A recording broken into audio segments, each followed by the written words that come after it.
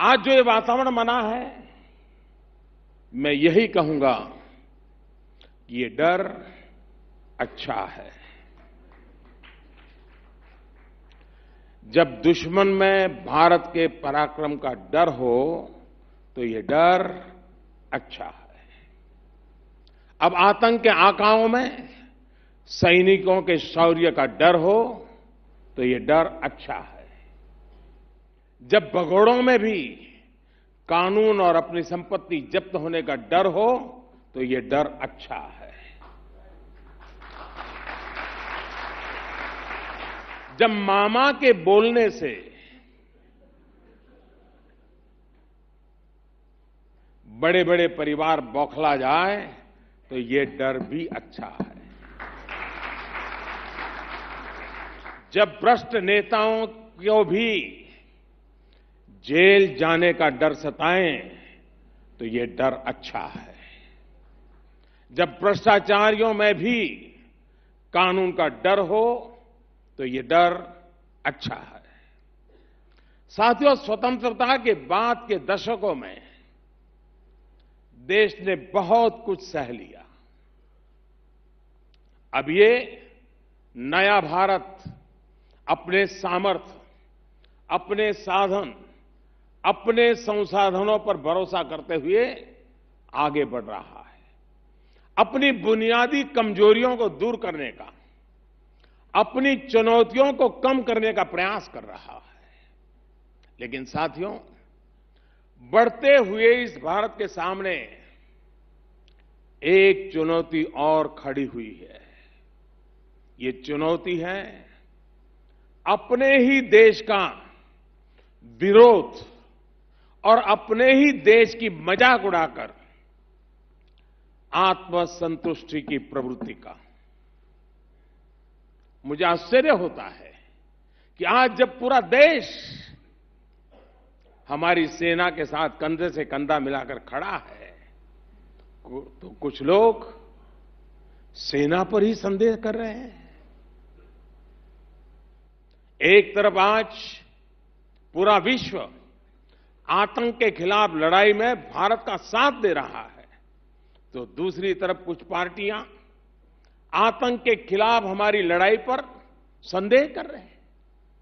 ये वही लोग हैं जिनके बयानों को, जिनके आर्टिकल्स को पाकिस्तानी संसद, वहां का रेडियो, वहां का टेलीविजन चैनलों पर भारत के खिलाफ एक सबूत के रूप में इस्तेमाल किया जा रहा है।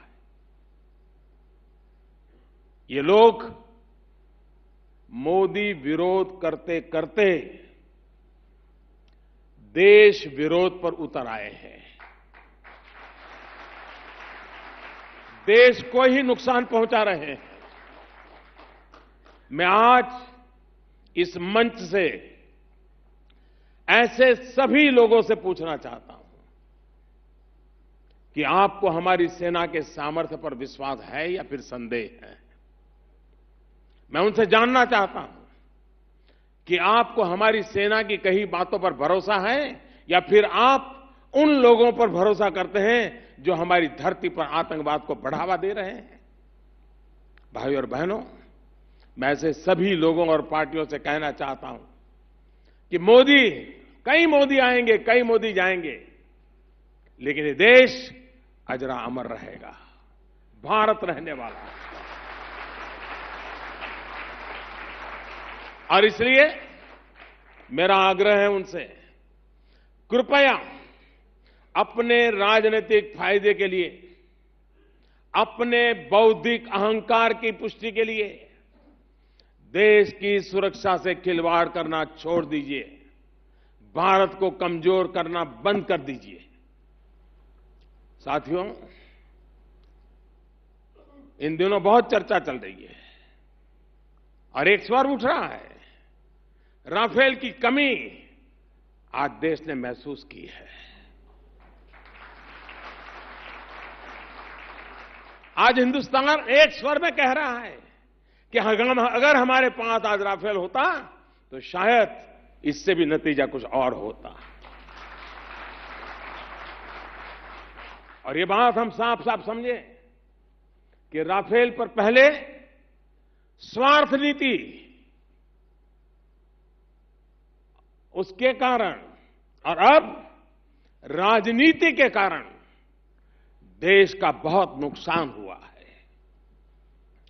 मैं इन लोगों को स्पष्ट कहता हूं कि मोदी विरोध करना हो तो जरूर कीजिए, हमारी योजनाओं में कमियां निकालिए, उनका क्या असर हो रहा है क्या नहीं हो रहा है इस पर सरकार की भरसक आलोचना कीजिए, आपका हमेशा स्वागत है। लेकिन देश के सुरक्षा हितों का, देश के हित का विरोध मत कीजिए।